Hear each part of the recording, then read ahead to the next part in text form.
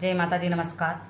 इस दीपावली पर क्या उपाय करें जिससे नवग्रह आपके ठीक हो, जीवन की परेशानी दूर हो। और नवग्रह आपके अगर बैलेंस होंगे तो वैसे भी जीवन की परेशानी दूर हो जाती है। नवग्रह बहुत इंपॉर्टेंट होते हैं हमारे लिए। नवग्रहों का बैलेंस होना बहुत जरूरी है हमारे लाइफ में। आप क्या उपाय करें नवग्रह आपके ठीक हो, इसके लिए खास रेमेडी की बात करेंगे। इस दीपावली पर आप करते हैं तो नवग्रह आपके बैलेंस होंगे। हम बात करेंगे, आप ये उपाय 5 दिन करना। आपको धनतेरस से लगाकर भाई दूज तक इस उपाय को करना है। सिंपल सा उपाय आप करेंगे तो नवग्रह आपके बैलेंस होंगे। आपको करना क्या है, धनतेरस से प्रारंभ करना है। धनतेरस के दिन आपको अपने घर के मंदिर में एक बाउल रखना है। प्लास्टिक का छोड़ के आप कौन सा भी बाउल रख सकते हैं और वहाँ पर एक दीपक लगाना है। माँ लक्ष्मी जी, गणेश जी का ध्यान करते हुए, आपको कुबेर देव का ध्यान करते हुए आप दीपक लगाइए धनतेरस के दिन। और उसके बाद में उस बाउल के अंदर आपको ये सामग्री अर्पित करना है।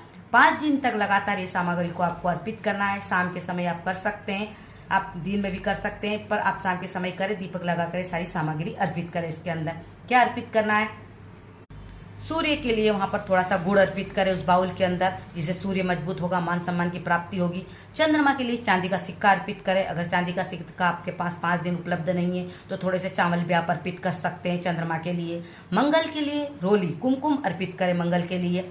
मंगल के बाद हम बात करेंगे बुध ग्रह की। बुध ग्रह के लिए साबुत धनिया अर्पित करें उस बाउल के अंदर। बुध के बाद बात करेंगे हम बृहस्पति की। गुरु के लिए आप हल्दी की गांठ उसमें अर्पित करें। उसके बाद शुक्र की बात करें, शुक्र के लिए आपको गाय का घी अर्पित करना है। अब उस बाउल के अंदर आप गाय का घी कैसे अर्पित करेंगे, आपको एक कटोरी छोटी सी लेनी है, उसके अंदर गाय का घी रखना है और इस तरह से वहाँ पर आपको मंदिर में रख देना है। ऐसा आपको 5 ही दिन करना है, या फिर उसी कटोरी में थोड़ा थोड़ा सा घी डाल सकते हैं। अलग से आपने गाय का घी रखा है उसके अंदर। अब उसके बाद में उस घी को क्या करें, आप उस घी का दीपक लगा सकते हैं, या फिर आप रोटी में लगाकर गाय माता को भी खिला सकते हैं। शुक्र के बाद हम बात करेंगे शनि के। शनि के लिए आप एक पान का बीड़ा बनाइए। पान आपको लेना है कोरा और लपेट देना, उसके अंदर लौंग लगाकर लौंग और पान अर्पित करें शनि के लिए। शनि ग्रह आपके अच्छे होंगे। राहु के लिए आपको एक कोड़ी अर्पित करना है। और आप केतु की बात करें तो केतु के लिए कमलगट्टा अर्पित करना है। ऐसे नवग्रह की सामग्री आपको 5 दिन तक उस बाउल के अंदर अर्पित करना है। उसके बाद में ये सारी सामग्री आपको भाई दूज के बाद में दूसरे दिन आपको सारी सामग्री आप एक लाल कपड़े में पोटली में भी बांध सकते हैं और इसको पोटली में लाल कपड़े में बांध कर अपने घर की अलमारी में रख सकते हैं। अब घी का तो हमने बता दिया है कि आप उसका दीपक लगा दीजिए, और या फिर गौ माता को आप रोटी में खिला सकते हैं। इस तरह से घी का इस्तेमाल कर लीजिए, क्योंकि वो घी तो आपको भर के रखने का रहेगा नहीं।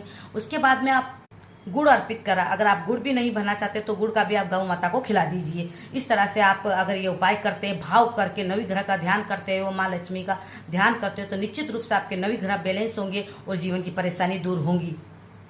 अगर आपको पता है कि ये ग्रह हमको मजबूत करना, तो उस ग्रह का मंत्र का जाप भी कर सकते हैं।